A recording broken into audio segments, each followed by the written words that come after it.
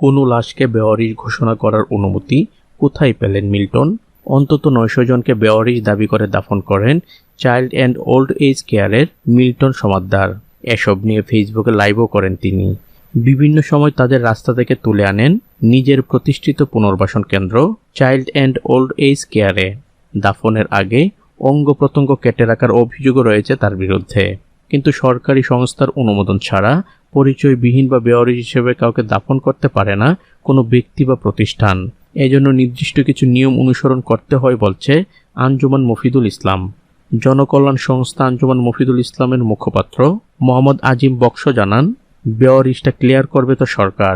অন্তত স্থানীয় কাউন্সিলের অবগত থাকলে তখন বেওয়ারিশ হিসেবে দাফন করা যেতে পারে। কাউকে দাফন করার উদ্যোগ নেওয়া হলেই দাফন করা যায় না। অনুমতি না নিলে মামলা হয়ে যেতে পারে। পরিচয় ছাড়া মরদেহ দাফনে ছবি বা ভিডিও রাখার বাধ্যবাধকতা রয়েছে। পুলিশ বলছে সেই সঙ্গে মরদেহের সঙ্গে প্রাপ্ত তথ্য প্রমাণ, ডিএনএ নমুনা, ফিঙ্গারপ্রিন্ট ইত্যাদি সংরক্ষণ সহ আরও কিছু আনুষ্ঠানিকতা রয়েছে। ডিএমপির অপারেশনস বিভাগের যুগ্ম কমিশনার বিপ্লব কুমার সরকার বলেন, ফিঙ্গারপ্রিন্ট নিয়ে আমরা পরিচয়টা শনাক্ত করার চেষ্টা করি।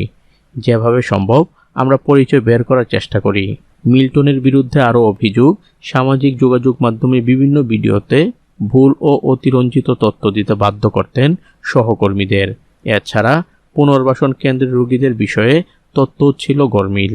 এ নিয়ে চাইল্ড অ্যান্ড ওল্ড এজ কেয়ারের সাবেক কর্মী সৈয়দ মনিরুল ইসলাম বলেন, রিপোর্টে আমি বলেছি যে এখানে 2 শতাধিক মানুষ আছে।